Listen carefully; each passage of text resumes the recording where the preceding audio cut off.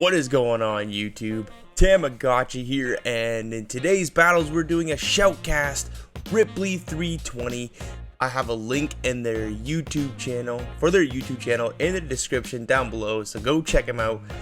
Let's get into these battles, but first, before we get in, I wanted to say to everybody that I am officially registered for the 2022 Toronto Regionals in December, so I will be vlogging that.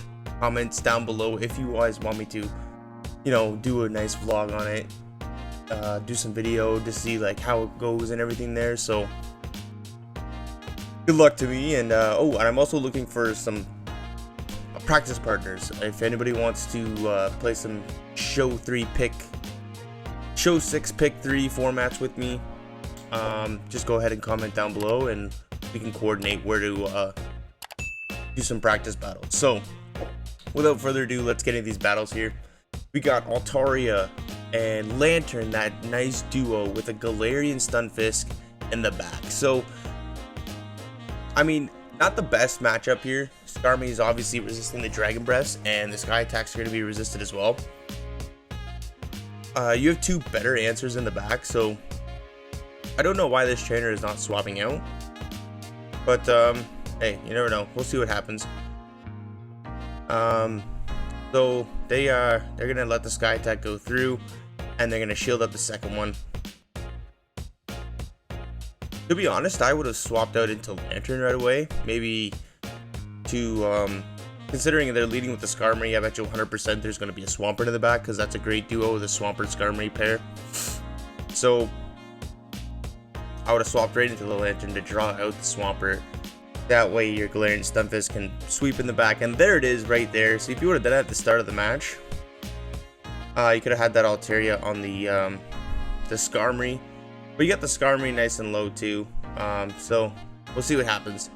First Surf gets unshielded. They go for a Sludge Wave, which does quite a lot of damage. Not a lot of Swamperts are running Sludge Wave actually. From what I've seen, it's all Earthquake, because you want to deal with the Galarian Stunfisks and the Registeals, which you don't see a lot of Registeals anymore. So they're going to shield up the Sludge Wave, giving you the last shield, and kind of smart move. You don't want that Swampert to hit the Stunfisk with the Hydro Cannon. They're actually able to farm down the Skarmory, which is nice, and it is a Politoed in the back. My goodness, I would not have guessed that. So you get the Sky attack off on the Politoed, and one Earthquake is not going to KO the Stunfisk, whereas you put this in a range where this Earthquake is going to KO the Politoed. Even if it would have went for double Weather Ball, that still would have not been enough to KO the Stunfisk. Left, right, good night Politoed, and that was a great game, very well played. So hey, they played it very, very well. Another bad lead. I mean, not a bad lead, but not a great lead. This is a Spark Lanturn too. So it's going to generate energy a lot faster than Water Gun, but its matchup against Swampert and Galarian Stunfisk are a lot worse, considering you can only hit them for surf damage, whereas Water Gun, you're constantly hitting them for super effective damage, but you're going to get to the moves slower. They go for the Dazzling Gleam. Sorry about my my graphics up there. I have Moonblast, which is the Community Day move that was added a while ago, and then in comes the Stunfisk. Ooh, you bring in your own Stunfisk. I think he tried to catch a Rock Slide. Oh, calls the Rock Slide bait, actually. You're a savage. Oh my goodness. And that was a really bad bait by the opponent too. Your opponent, you have that much energy. You have that much of an energy advantage and a shield advantage. Definitely be going straight. Oh my gosh, they bait again. Definitely gonna be going straight Earthquake. There's no need to bait here. I mean, correctly calls the Earthquake that time, and now we're gonna go for a bait this time.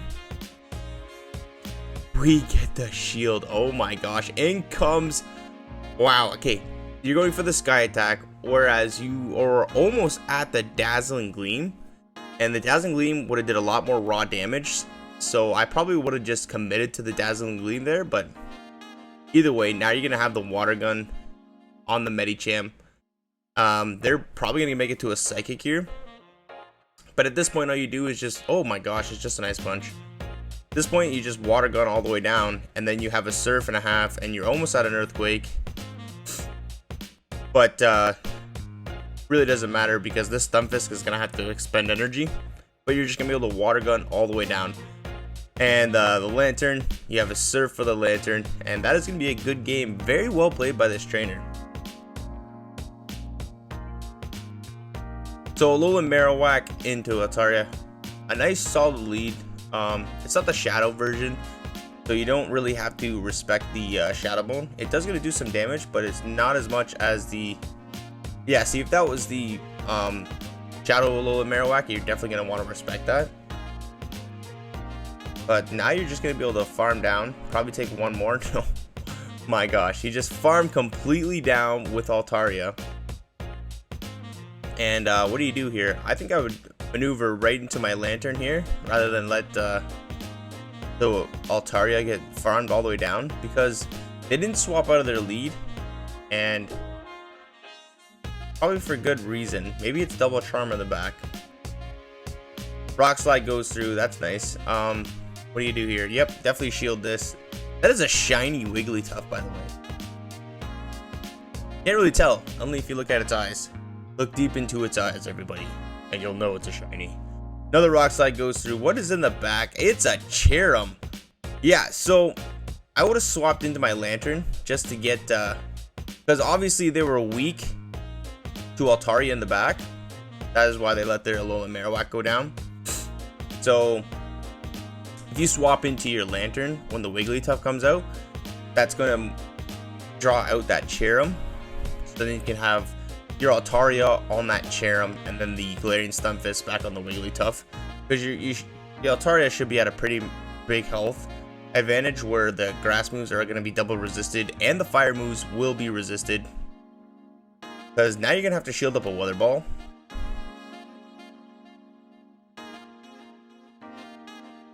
Oh, and they get to another one. Bullet Seed just charges so fast. That almost takes you out. You get the farm down. Can you get to the Rock Slide? Yes, you do. You're going to be able to take this one on the hair of your chinny chin chin here. Nice Spice Pick by Cherum, actually. But yeah, swapping into that swapping out of your Altaria there after you win lead is definitely a lot beneficial for you, and you have to get out of here as fast as possible. I mean, you can let them throw a Rock Slide, but now you have to get out of here, because now they're at such a big energy advantage that there is real... Oh, okay. I mean, you catch a Rock Slide. Very, very nice counter by this trainer here, catching the Rock Slide, and you actually put them at a range where an Earthquake is going to KO. Good plays by this trainer. Very good plays. And now they're forced to bring back in the Venusaur here, which I bet you there's probably a Sableye in the back, because we've seen the Venusaur, we've seen the Galarian Stunfisk, and my best guess is that they are probably going to save shields for Sableye. Nope, they end up shielding here. I don't know why you shielded your Venusaur. Your Venusaur is kind of useless against the Altaria. Even the Sludge Bomb from here would not KO. And it's a Registeel in the back. So again, you're a little late on the swapping, which allows this Registeel to get off the Zap Cannon, which is going to do some big damage, and you get the attack fall. Didn't even get off the Surf before you get your attack fall here, so that Surf is not going to really do anything here. You're going to have to shield this, regardless of what it is.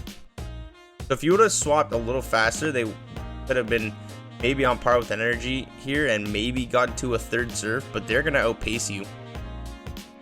You do end up getting the shield, which is nice, and oh my gosh, in comes a Venusaur. Can you swap on time? This is not going to KO. Your attack is debuffed. But now you swap back into Altaria, and then you waste all your energy.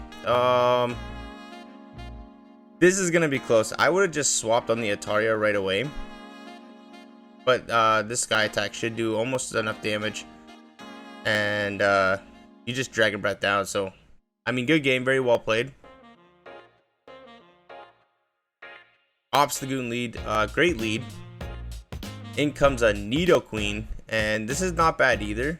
Honestly, you can really just come in with the I would come in with Galarian Stunfisk actually because you don't want to have your Obstagoon. You don't want to have their Obstagoon on your Galarian Stunfisk. But I guess this isn't bad either. I mean, you shield once, farm down. They could almost bait there with the Poison Fang and probably get to another Poison Fang, so you'd be double debuffed to have that better matchup. But the opponent goes straight for the nuke move. From here, go straight Surf, I'm assuming. Honestly, I would have thrown the Thunderbolt there. Because their Obstagoon is quite useless against the Altaria there, Thunderbolt probably would have been the reasonable move to throw. Because now they're probably going to shield this up just to preserve some health. Yep. And then you're not going to be able to make it to... Ooh. The opponent actually throws energy there. They could have farmed you down. But that Night Slash is going to KO. And then you just bring in the Altaria. And oh my gosh, it's a... So, I mean, either way, this thing has Energy Ball and Flamethrower. I was not expecting the Charmer in the back. But I think either way you would have went. Would have been fine. It was actually probably better to go into Lantern. So they shield up the Flamethrower, and now you're gonna go for another Rock Slide. This is not gonna KO. And then one more Rock Slide. Probably gonna get the shield. It does not get the shield. What are you saving your shields for, mate? Okay. Maybe he knows this game's over. Nope. Shields up that, and then you have the Sky Attack locked and loaded.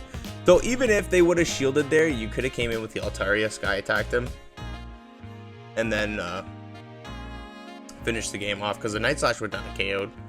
Absolutely horrible lead. What do you go to in here? You go straight for the Lantern. And the opponent's staying in. They're probably going to get the Zap Cannon off, try to get that debuff before they swap out. But honestly, the opponent should be swapping out right away. Oh, you're no shielding the Zap Cannon. Bold move here, because that does a good 50% of your health. In comes a Medicham. This isn't bad either. I mean, no shielding that Zap Cannon. Probably really... Oh, and they throw a move. The opponent could have farmed down there, so you're very lucky that they throw a move. The issue is with that is now that this Medicham has an Ice Punch already, and it's gonna outpace to the next Ice Punch, so you're gonna have to expend a shield if you want to take this out. And then I don't know why you're farming all the way down here. All this energy is gonna go to waste. I guess you're saving it for later. But it's an opposing Altaria. This is still quite difficult because they're going to get off multiple Sky Attacks, and it takes about 3 Rock Slides to kill an Altaria, and they are 2 shields up. There goes the first shield. Maybe, oh my gosh, and they catch, wow, they catch a Rock Slide. You hate to see it. Absolutely amazing plays here. You got to go straight for the Earthquake here. No. Ooh. That is rough. They call the bait. They're going to save shields for Altaria. Because not... Well, you can farm down here. You have 2 Rock Slides locked and loaded. This is a CMP tie. You're not going to die to a Sky Attack, which is amazing. That gets a shield. Was not a CMP tie. Sorry, my bad. And then you combo play with the Dazzling Gleam. Oh my gosh. That doesn't even KO it, but a couple Dragon Breaths does the job. And GG's, very well played. Those very fun matches there. If you didn't know, this trainer is Ripley320, has a YouTube channel. I will put it in the link down below. I'll put a link in the description down below. But thank you for sharing these battles with me. I appreciate that so much. I really love doing these shoutcasts.